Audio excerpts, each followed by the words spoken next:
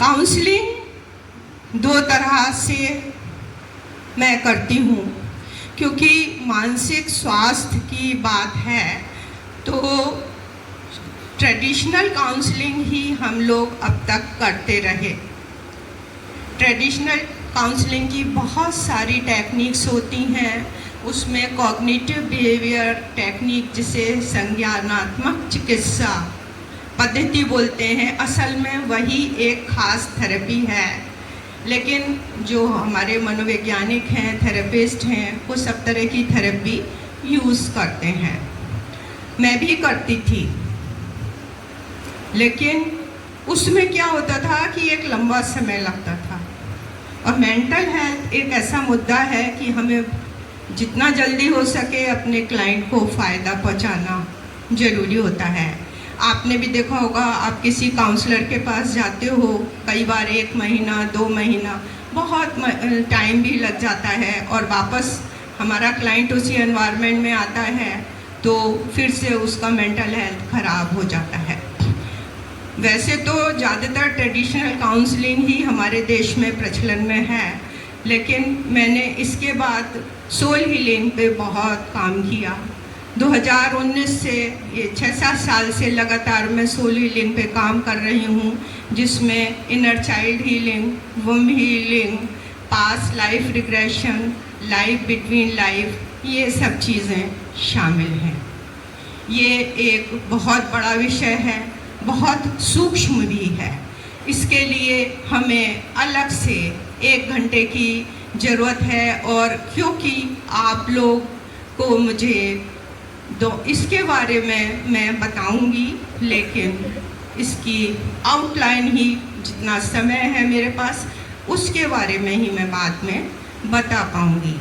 इसलिए इस समय मुझे सभी बातों का ध्यान रखना है, आपके समय का भी ध्यान रखना है, क्वालिटी का भी ध्यान रखना है, ये भी ध्यान रखना है कि जो मैं बात बताने जा रही हूँ व्यावहारिक रूप से आपके लिए कितना उपयोगी है। इसलिए इस समय मैं उन्हीं पॉइंट्स पर बात करूँगी। हम कुछ एक्सरसाइजेस लेंगे जिसमें एंजाइटी, एंगर, स्ट्रेस और भी तमाम तरह के मेंटल डिस्कम्फर्ट को रिलीज़ करने की टेक्निक मैं आपको बताऊंगी। ये तो आपको पता है कि हम में से सभी लोग कभी ना कभी मेंटल डिस्कम्फर्ट या फिज़िकल डिस्कम्फर्ट फील करते हैं।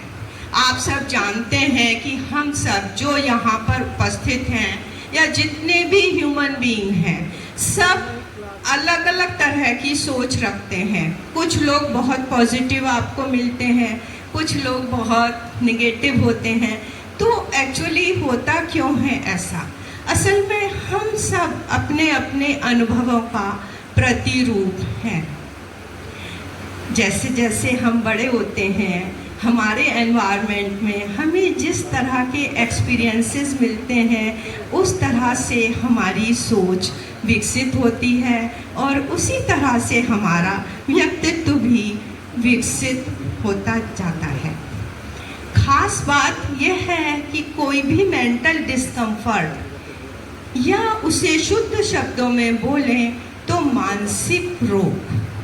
मानसिक रोग हम इसलिए नहीं बोलते कि रोग एक बहुत बड़ी बात होती है और हमारे जो क्लाइंट है ना उसके मन पर उसका और भी बुरा असर पड़ता है। तो मैं तो ज़्यादातर मेंटल डिस्कम्फर्ट शब्द ही यूज़ करती हूँ। जानते हैं, ये मेंटल डिस्कम्फर्ट तब हमें ज़्यादा परेशान करता है जब हमारा सेल्फ कमज़ोर होता है। यहाँ मनोविज्ञान के कितने विद्यार्थी बैठे हैं? जरा हैंड रेस करिए। Very nice. आप लोग अच्छे से जानते होंगे, 3rd ईयर के विद्यार्थी हैं तो आपने सेल्फ के बारे में पढ़ा होगा, आपने मिरर इमेज के बारे में पढ़ा होगा। एक्चुअली ये मिरर इमेज और सेल्फ कैसे बनता है? होता क्या है कि जब बच्चा छोटा होता है तो माता पिता प्यार में, अनजाने में उसको बोलते हैं बहुत शैतान है, बहुत नॉटी है, हर समय बोलता रहता है, टॉकेटिव है, कहना नहीं मानता। क्या होता है, बच्चे के सबकॉन्शियस माइंड में ये चीज़ें जाती रहती हैं और बच्चा, आपने देखा होगा ना, छोटे बच्चे कहते हैं मैं तो बहुत शैतान हूँ। क्यों? पूछो, मम्मी ऐसा बोलती हैं, पापा ऐसा बोलते हैं।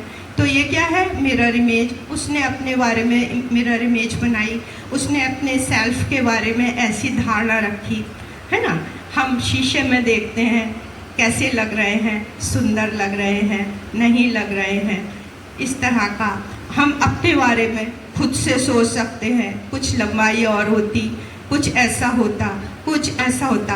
लोग हमें कमेंट करते हैं, तो वो सारी चीज़ें कि जिस रूप में लोग हमें देखते हैं, जिस रूप में लोग हमें फील करते हैं, महसूस करते हैं, जिस रूप में हम अपने बारे में सोचते हैं, वो सेल्फ होता है। कई बार होता ये है कि हमारा सेल्फ बहुत हर्ट हो जाता है। हर सेल्फ हर्ट होने के बहुत सारे कारण होते हैं। जैसे बहुत बड़ी बीमारी हमको हो गई, कैंसर जैसी बीमारी में क्या होता है कि हमारा फिजिक एकदम कमज़ोर हो जाता है, बाल झड़ जाते हैं, हम देखने में बिल्कुल भी अच्छे नहीं लगते।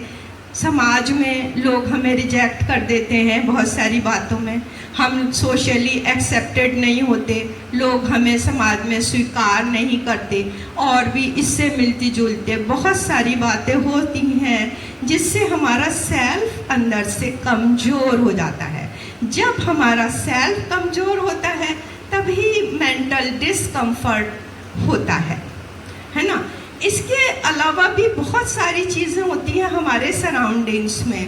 कुछ पर्सनैलिटी भी जो होती हैं जो हमारे सेल्फ को कमज़ोर करती हैं। जैसे हमें काफ़ी लोग असर्टिव टाइप के मिलते हैं जो बहुत क्रोधी होते हैं, बहुत ज़ोर ज़ोर से बोलने वाले लोग हैं।